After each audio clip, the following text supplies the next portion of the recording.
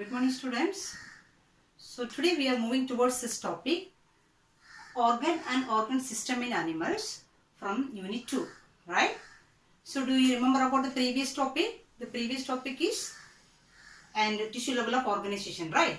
So the group of cells form a tissue and the group of tissue is arranged in one particular pattern and it is forming an organ, right?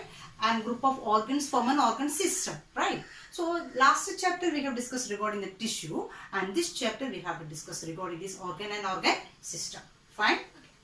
And especially in this topic they said regarding these three animals, and the first one is the earthworm and the second one is this cockroach, and this belongs to this invertebrates, and one of these vertebrates such as this frog. So these three animals, morphology as well as this anatomy they explain here, right? So organ and the organ system fully it used to come under this one, right? Okay. So what do you mean morphology and anatomy? So morphology deals with this. So morphology deals with the external feature of these organisms, right? So that is morphology. It's a visible organs will be explained. But in case of this anatomy, the study of this internal structure.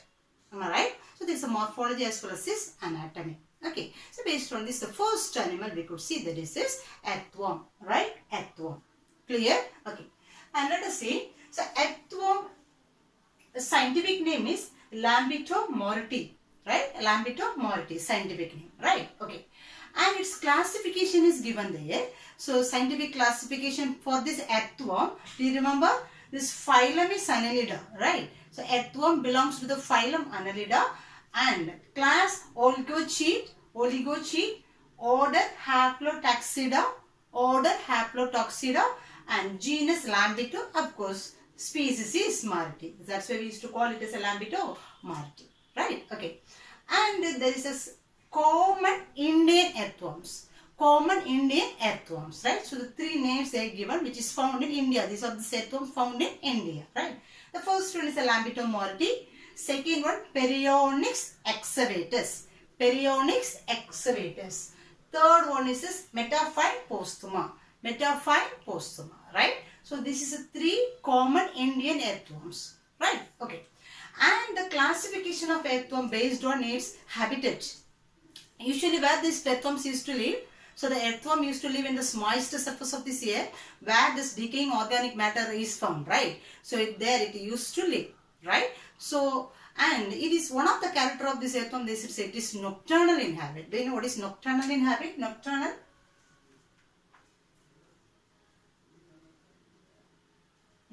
in habits. So nocturnal in habit means during daytime it used to stay inside these burrows, but it will be active during the night. So those kind of these organisms are called as nocturnal organisms, right? Okay.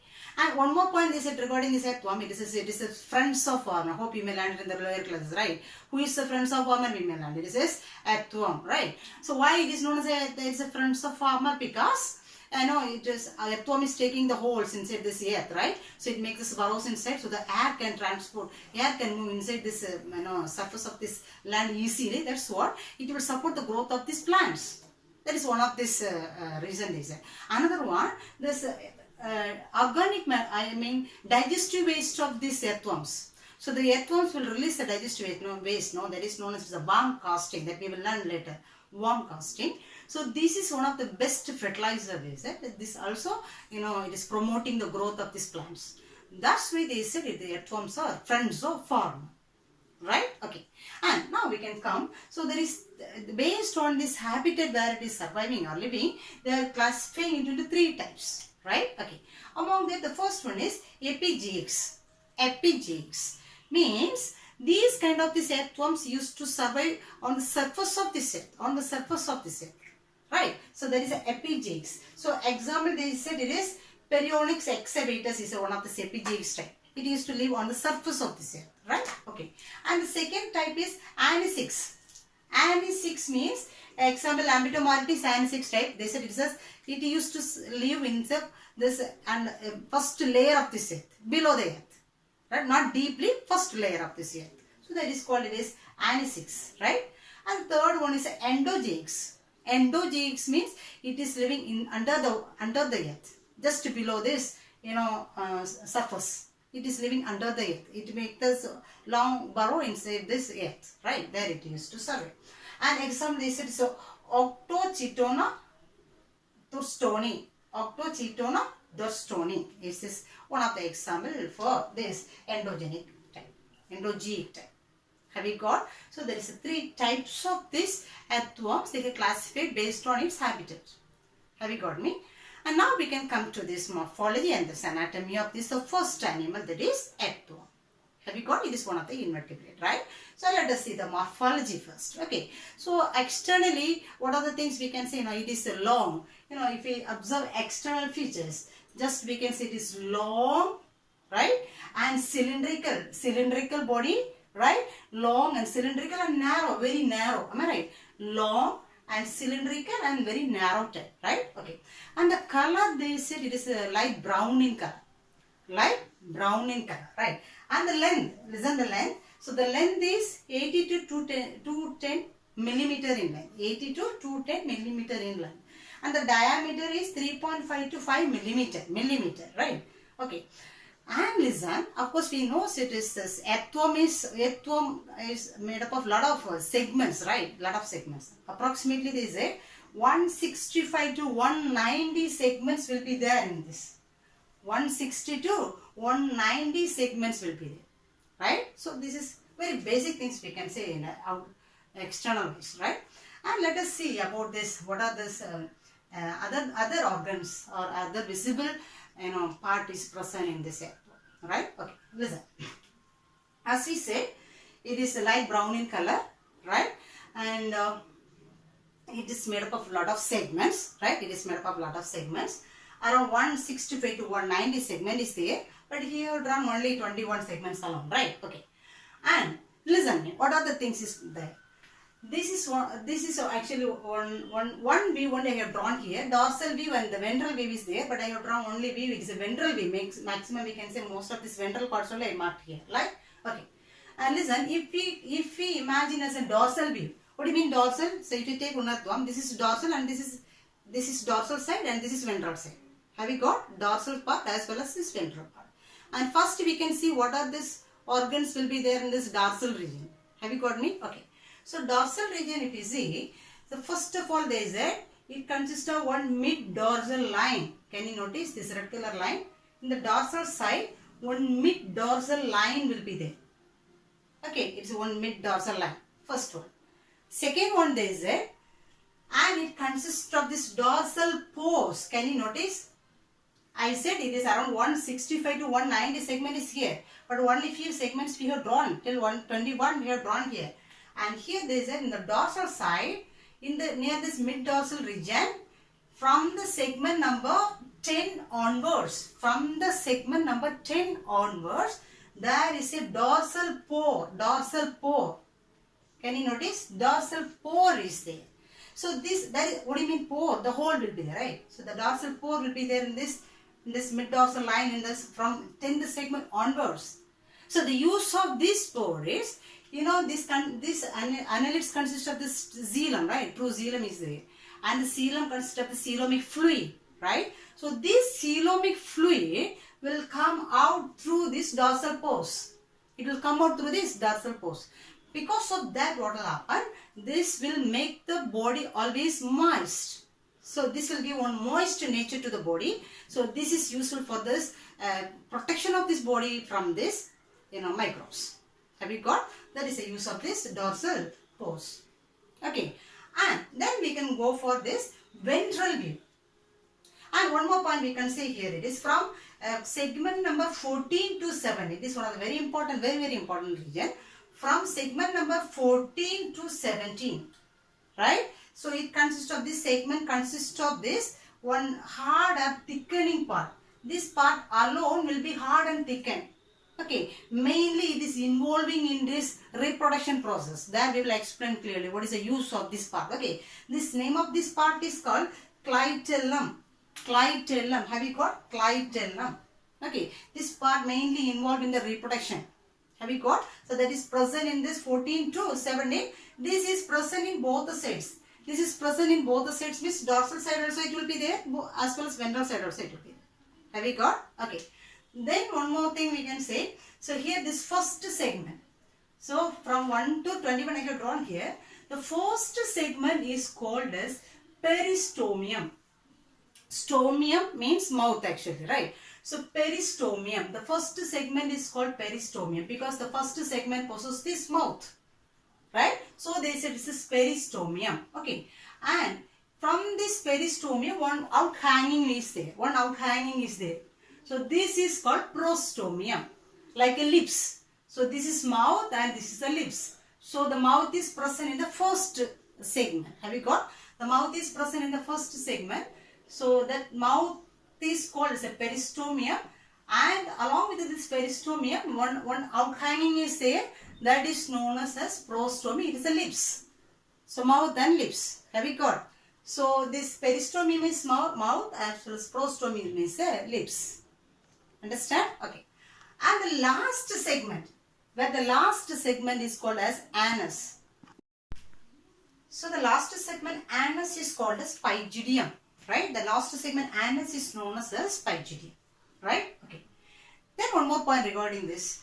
And so this throughout the body of this earthworm, except this first segment and the last segment pygidium and this clitoral, except this first segment, last segment and the clitoral, the rest of this every segments of the body is covered with or it is encircled with this, body setae. So it is encircled. Encircled means we can say it is this is covering dorsal as well as ventral, both the sides. So dorsal side also will be like a cycle. Understand? Dorsal side also it will be there. Meanwhile, ventral side also it will be there. Okay. So there is a cyclical, setae will be there. Setae. Okay. So use of this setae is for locomotion. So the earthworm is moving by two methods we can say. One of the methods is a locomotory organ setae. Another one it is moving with the help of these muscles. So that we will learn later. So there is the earthworm consists of two types of muscle. Circular muscle as well as a longitudinal muscle. So by the contraction of these muscles, this earthworm used to move. Right? Okay. So this is another one locomotory organ, setae. This is present throughout the body except this first segment as well as the last segment. Then one more clitoral part. Have you got? Okay. Then on we can see this ventral part. Have you got? So both I have drawn in the same diagram only. So first I said about this part which is present in the dorsal side. So now I am going to explain about this part which is present in this ventral side. Have you got? Okay. So the ventral region, some pores or apertures. Aperture, it is mentioned as aperture. Aperture means pores will be there. Do you get me? So let us see about this pores which is present in this ventral side. So the first one we can say, so in this clitoral region, in the ventral side, in the segment number 14, segment number 14 consists of this, the two pore or parapore that is called oviduct. Oviduct opening, or we can say this is female, genital opening. Female genital opening. Actually, it is one of this monoecious organism. What do you mean monoecious? Which means both male and female reproductive organ is present in the same organism. Do you remember? Monoecious. So both male and female reproductive organ is present in the same organism, but it is doing the sexual reproduction. Why self-reproduction is prevented? Because the production of this egg cell as well as the worm cell is in the two different periods. That's why it is doing this sexual reproduction. Have you got? Okay. And now we can say this is the opening which is present in the segment number 14. There is a female genital pore also we can say, or we can say it's the opening of the oviduct. Have you got? Okay. And come to this segment number 18. Segment number 18 consists of this, on both the sides it consists of the pores. That pore is called, this is the opening of vas deferens. Opening of vas deferens means this is male genital pore we can say. Opening of vas deferens means male genital pore. Right? Okay. So these two. And another they said from the segment number 6, 7, 8. From the segment number 6, 7, 8. But this is present between the segments. The pore is present between the segments. For example, between the 6 and 7, 7 and 8 and 8 and 9. Okay. Between 6 and 7, 7 and 8 and 8 and 9. It consists of this 3 pairs of the spore. This is for spermathecal opening. Spermathecal opening. So this is spermatheca will be here actually, and inside the sperms will be stored. But this opening it is visible outside. But these are the parts is using for reproduction. When we learn reproduction, you can understand these things. So understand. So it is a spermathecal opening means it is here one pouch-like structure will be there. That is called spermatheca. There the sperm cells are stored. And this is the opening which is visible outside, right? That is called the spermathecal opening. 3 pairs which is located in the segment number 6 and 7, 7 and 8 and 8 and 9. Do you understand? Okay. Then one more opening that is called nephridiophore. Nephridiophore is a hole which is useful for us as excretory organ. So what do you mean excretory organ? The nitrogenous waste will be eliminated through these pores. It is not present throughout this body, they said. Especially they said it is from this 5th segment to, so when we learn excretion we know 5th segment, 6th segment, 7th, 8th and 9th. 5th to 9th, one type of this nephridia will be there actually. There is 3 types of nephridia is there, right? But anyway the pore will be visible outside. That we can see here. Have you got? So from this segment number 5 to 9, this nephridia pore will be there. Pair of both sides will be there. Okay. Then again in the segment number 14 it will be there. Okay, not 14, 14 onwards. So again segment number 14 onwards this nephridia pore will be there. Have we got? So except few segments alone it will be missing. Other than this, most of the segment this nephridia pore will be there. This is used for excretion. Understand? Okay. Then as if you see this outermost region. Already we know it is made up of the segments. So there is this, and the same segment is repeated again and again. That process is called metameres. That we have learned already, right? Metameres, right? Okay. Then between the segments, between the segment there is one depression. Have you noticed one small depression is there? This is called as intersegmental groove. Intersegmental groove. So one small depression is there between these two segments. That one depression. That is known as a groove. Since it is present between the two segments, it is known as intersegmental groove. Have you got?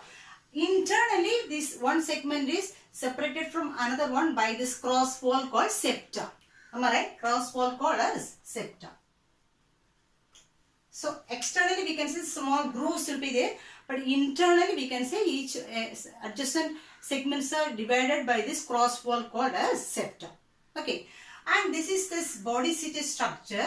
So this body seated, as we said, it is cyclically, it is like a cycle. It is present in both the sides, dorsal side as well as ventral side, right? And this body seated is a S-shaped curve structure. It is arising from this body surface inside. That pit, from one pit it will arise, right? That pit name is called as setigerous sac. Setigerous sac. From this one sac only this will protrude out or comes out. Have you got? That is called as a setigerous sac. Understand? So that's all about the points regarding this, morphology. Okay. So first I said the point regarding this dorsal view. Okay. And I said some pores or apertures which is present in the ventral side, which is not visible in the dorsal side. It is not present in the dorsal side here. Right? So some apertures which is present in the ventral view is. Have we got? Okay. And now we can see about this some anatomical characters. Anatomy means, what do you mean anatomy? This structure of this internal organ is called anatomy. Do you understand? Okay. So let us begin this anatomy now, right? Okay. So when we go for this anatomy, so first of all we have to see regarding this body wall. Okay. So anatomy we can see regarding this body wall. Okay, so when we look this at home, even you can understand the body wall is very soft and very thin and very moist in nature, right? So very smooth in nature, right? Okay. And what are the things is present in this body wall we have to see, right? So this body wall consists of the outermost layer is cuticle, right? So the outermost layer of this body wall is called cuticle. And below the cuticle, epidermis will be there. Epidermis. This layer means epithelial cells will be there, right? Okay. And below that, muscle will be there. Okay. So these three forms this body wall. So cuticle, epidermis as well as the muscle. Okay. Then this epidermis layer consists of few cells. This is supporting for its epidermal function, right? And the cells are supporting cells, gland cells, basal cells as well as sensory cells. So epidermis consists of these 4 type of the cells: supporting cell, gland cell, basal cell as well as the sensory cells. Have you got? Okay. And the next one is it. So this is a body wall, right? So this is the body wall, and inside this digestive tract will be there. So between the body wall and the digestive tract, that portion is called the coelom. The cavity will be there. So of course the coelom is filled with the fluid called coelomic fluid, right? So this coelomic fluid is giving one framework to one support of the body, or framework to the body of this earthworm. That's why this we have already learned in the classification area also. This coelomic fluid of this earthworm is giving support to the body. That's why they said it is hydrostatic skeleton. Hydro means water, watery fluid. This is coelom, right? So hydrostatic skeleton is there. So this is giving one framework or support to the body, right? Hydrostatic skeleton, the coelomic fluid. Okay, so this coelomic fluid consists of 4 types of cells. Have you got? So this coelomic fluid consists of 4 types of the cells. There is granulocytes, or this is known as ileocytes. Granulocytes or ileocytes, amoebocytes, then mucocytes as well as leukocytes. So this is the 4 types of the cell which is present in this fluid, coelomic fluid. Have you got? Okay. So that's why this, since the cell is present in this coelomic fluid, the cells we can say is the coelomocytes. So there is 4 types of the coelomocyte is present in the coelomic fluid.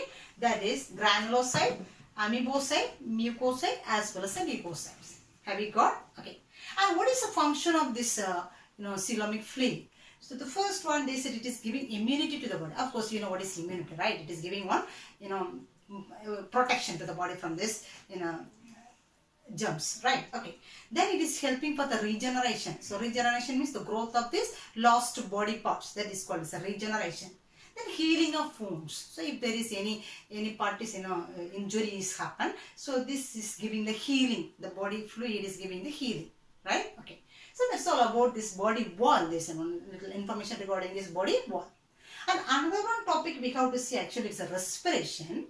But here they said there is no specific respiratory organ such as his lungs or gills is present for this earthworm. Instead they said this earthworm is breathing through the body wall, skin. Breathing through the skin. Okay, so this body wall only helping for this respiration also. That's why they say this body wall is supplied with this, numerous blood capillaries. Lot of blood capillary supply is there in this body wall. So because of that, they say this air can diffuse into the body. So through the skin only, by diffusion process, and the oxygen will be get into the blood, right? Then it will be utilized. Have you got? Then again they say the carbon dioxide will be produced as a waste, right? So the carbon dioxide also again it is coming through the skin by diffusion process, then it will be eliminated out. That is a simple respiratory process is going on in the earthworm with the help of this body wall. Okay, so the body wall consists of this lot of blood capillaries. So hence it is using for this breathing. So by diffusion process, oxygen is taken into the body through the blood and carbon dioxide is taken out through the skin. Have you got? Okay. And let us go for the next system. It is a digestive system, right? Digestive system. Okay, so body wall over, then respiration over, and the next one is a digestive system. Have you got? Okay. So digestive system, of course, it is very simple system. Everyone knows, right? So digestive system here also, earthworm also consists of this long alimentary canal for one digestive system.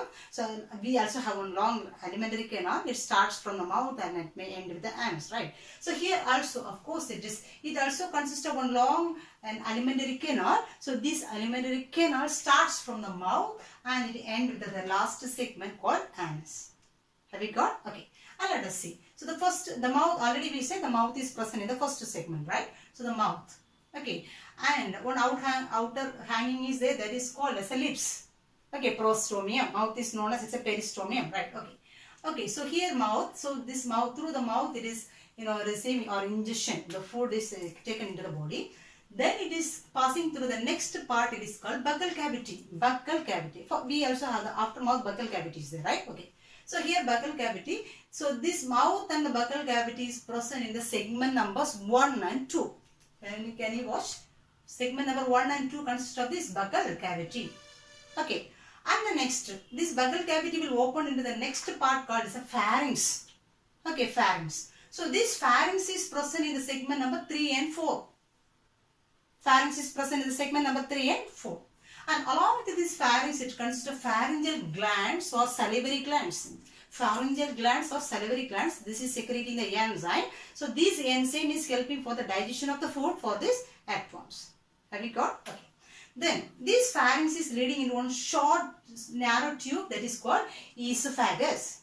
Okay, esophagus. For us also pharynx is leading to esophagus, right? Okay, esophagus. Then esophagus is present in the segment number 5. Segment number 5. And what will be there in our digestive system? Esophagus, it leads to the stomach. Instead of stomach, here they mentioned as a gizzard.